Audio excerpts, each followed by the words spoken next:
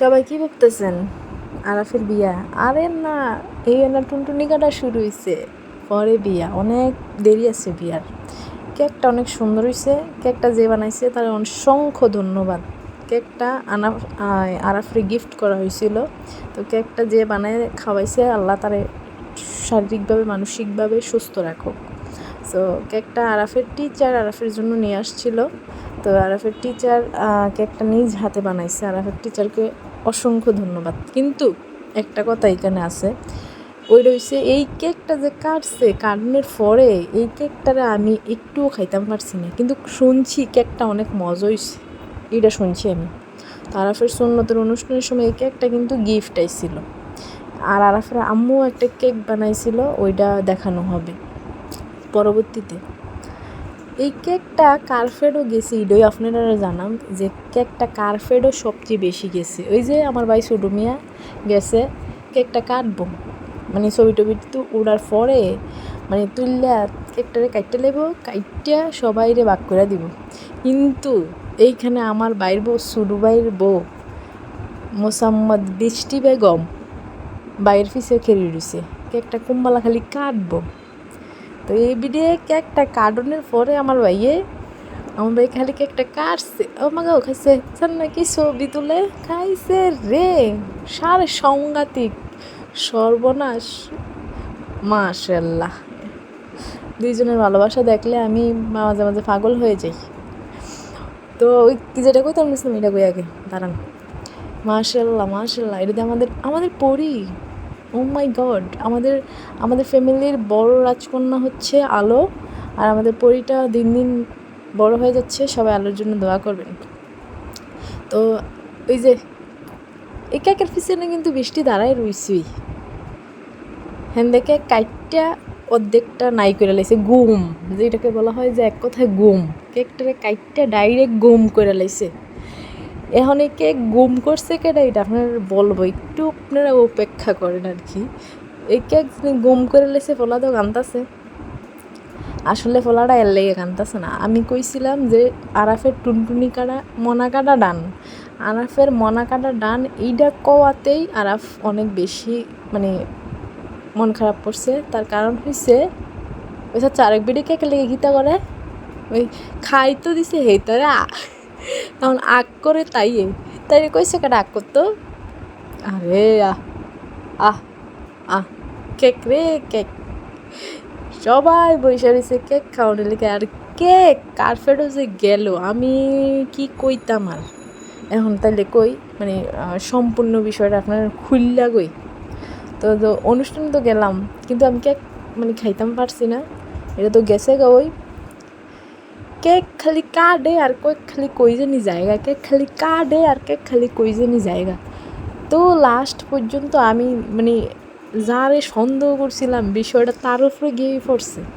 বিষয়টা হচ্ছে আমার ভাই যখন কেক কাটে, আমার ভাইয়ের বউ গিয়া খালি কয় সোহাই কেক খাইব, সোহাই কেক খাইব, সোহাই কেক খাইব। এখন জানি কইতেছে সোহাই কেক খাইব, আমার ভাই তো কেকটা কাটতে এবিলি রাতই দেয়, ফিরা আবার দেখে কেক নাই, বারে বারে খালি কয় সোহাই কেক খাইব। এখন সোহাই কেক খাইতে খাইতে সোহাই মানে 4 ভাগে 3 ভাগই খাইয়া লাইছে, আর 1 ভাগ রয়েছে যেটা, এটা আমরা সবাই খাইছি। পরবর্তীতে আমরা আরও একটা কেক আইনা কাইটটা তো এখানেও সবাই একটু একটু করে খাইছি, কিন্তু সেইটার তো বলে আবার সুহারে খাইতে মনে করছে। তো কোন ছান কেমনটা লাগে।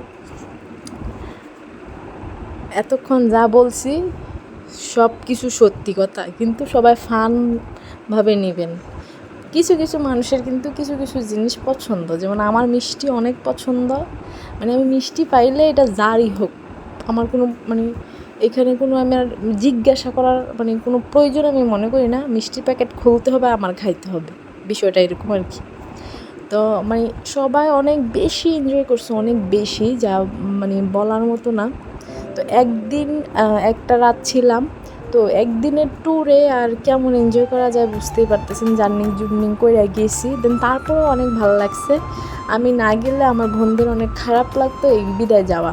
ও বাপ, জামাই কি না আইছে, ও বাপ না ইচ্ছা ভাড়া দিতেছে, ও মা মা আসলে এইখানে মানে কি বলে এটারে আমরা প্যাকেজ করার একটা চিন্তা ভাবনা করছিলাম, দেন করা হয় নাই। তার কারণ হচ্ছে আমার দুলা ভাইরা সুমন ভাইরা তারা হচ্ছে মনে করেন এটা পছন্দ করে না।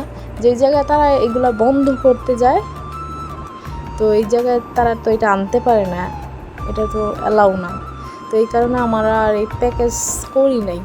আমরা ছোট্ট একটা মানে মিউজিক বক্স দিয়ে একদম ছোট্ট ওইটার মধ্যে সাউন্ড দেওয়া, দেন হচ্ছে তাও আবার অল্প সাউন্ড দেওয়া আমরা পরিবারের প্রত্যেকটা সদস্য একটু একটু করে এনজয় করছি আর কি, বিশেষ করে বাচ্চারা। আর এখানে খেয়াল করে দেখবেন যে বাইরের কোনো পার্সনই এখানে নাই, বাইরের কোনো পার্সন নাই, আমরাই আর আমাদের বাচ্চাগুলা এই। আর বিশেষ করে আমাদের এরকম প্রোগ্রাম হলে আমরা কোনো মনে করেন যে আদার্স বাইরের কোনো পার্সন রাখি না।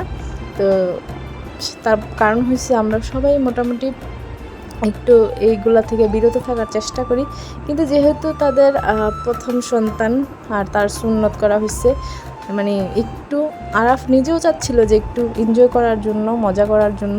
তো সবাই এই যে এটা দিয়া মানে এই স্পিকারটা দিয়ে, গাড়ি স্পিকারটা দিয়া দেন হচ্ছে গান লাগায়া একটু সজা করা হয়েছে আর কি। এগুলো ভালো না, তারপরেও বাচ্চা তো এনজয় করতে চাইছে।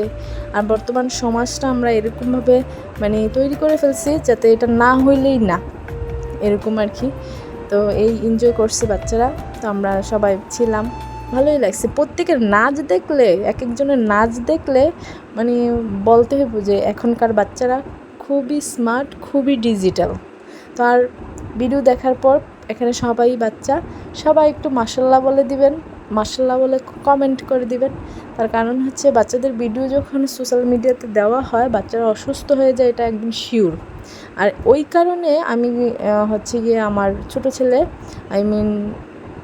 আমার যে ছোটো নবাব আছে, ওই নবাবের পিকও দেই না, দেন হচ্ছে গিয়ে আপনার ভিডিও দেই না, ওকে একটু আড়াল করে রাখি। আর এটা করার কারণ হচ্ছে ও সোশ্যাল মিডিয়াতে ওর পিক দিলেই ওর শরীর খারাপ করে ফেলে। তো সবাই এটা খেয়াল রাখবেন, বাচ্চাদের পিক বা ছবি দেওয়া থেকে বিরত থাকবেন। আর সবাই মাশাল্লাহ কমেন্ট করে যাবেন। তো আসসালামু আলাইকুম, বাই বাই, টাটা।